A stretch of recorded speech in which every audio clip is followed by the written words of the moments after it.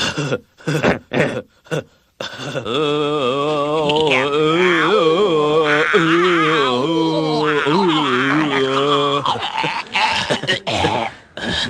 the great Cornholio.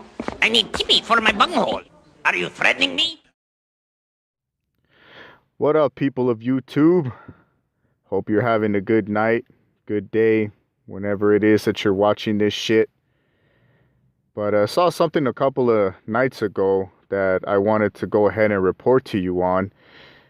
So let me tell you a little story. On February 10th, in the wee hours of the morning, I was chatting with some friends at the corner store. We noticed some emergency vehicle lights going off and a pig car racing real fast down the street.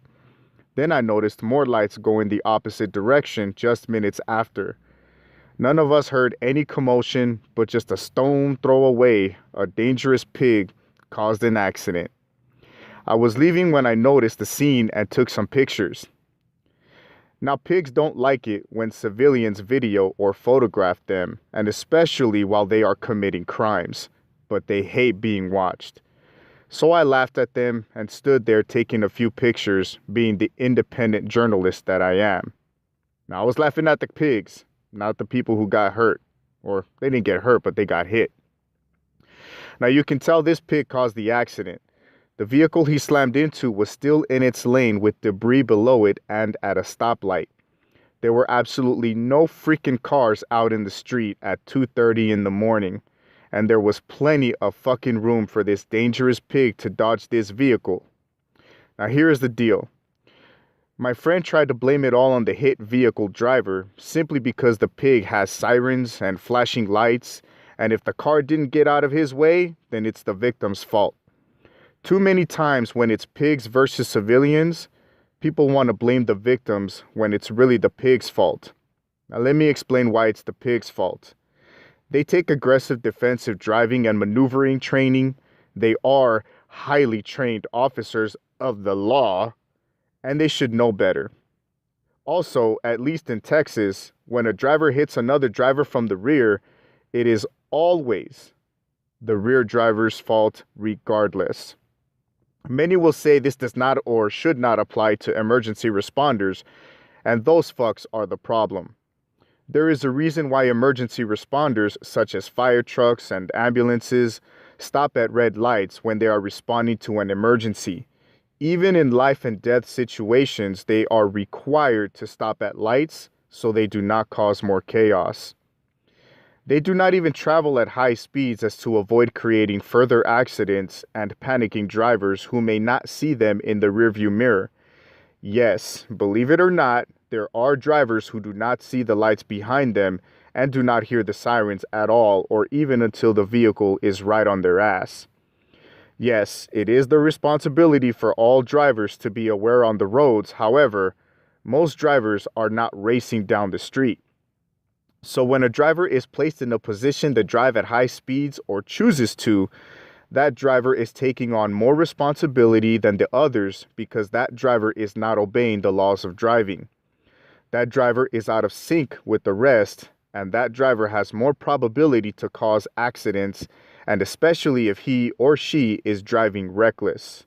And that's exactly what this dangerous pig was doing, driving so recklessly that even with all the lanes, 4 lanes might I add, all the room, and no cars out in the street except for the Vic, this little piggy still managed to cause an accident involving human lives.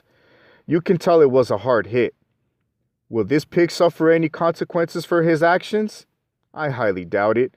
As we all know or should know, blue privilege is always in effect. So now this poor victims, has to or have to change his or her life around at the hands of a dangerous pig to get their shit back on track when, like motherfuckers love to say, the accident could have easily been prevented. Now, I'm willing to bet that they would also blame the victim when in reality, the stupid pig was probably driving recklessly, playing on his damn computer, and hitting switches and or even on the phone. Fuck the blue. As a bonus, I went back in to talk to my friend about the scene and got his reaction, And there was a customer who talked to us about a scenario in Arizona where a pig left his dog partner in the car and the dog and officer died. And Arizona's fucking hot. He went on to exemplify where if a civilian happens to kill that officer dog, whether the dog darted out in front of your car or you willfully killed the animal, you will be penalized with prison over killing a cop. Now, this is true.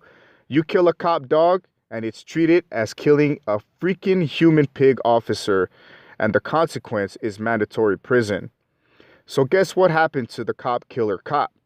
Nothing. Blue privilege had his back. He walked away. The customer mentioned that this was a big deal and caused a commotion in Arizona because just like a civilian would face charges, so should that cop killer pig. Now, how much merit is in this man's story? I don't know. What I do know is even if he made it up, the reality of that story is still fucking true and shows how much a pig can get away with virtually anything. If it really happened, the likeliness of the play out of it all is almost guaranteed. The only reason any accountability would be furnished is due to the people. Yes, that's right. Because of the people across the nation marching, protesting, and demanding transparency and accountability, there has been more action taken towards bad pigs when they commit crimes. However, that's not to say that it's satisfactory, as there are still 99.9% blue privileged pigs who walk away with no consequence when they do their dirty work, and a lot of it goes unnoticed. To further this, if people don't continue their search for justice against the corrupt, if we stop and do nothing and allow the old days to return, 99.9% will go right back to 100 in a heartbeat. This is why it's so important to never give up the fight, always record their actions, and always fight for your rights and freedom. Now, I'm not sure what these two little piggies in the pictures are, what their names are or anything like that, but we'll just go ahead and call them Beavis and Butthead. Thank you for watching, folks. Stay frosty. Oh yeah, P.S. As a bonus, I just wanted to go ahead and show you that these pigs out there run into parked school buses as well.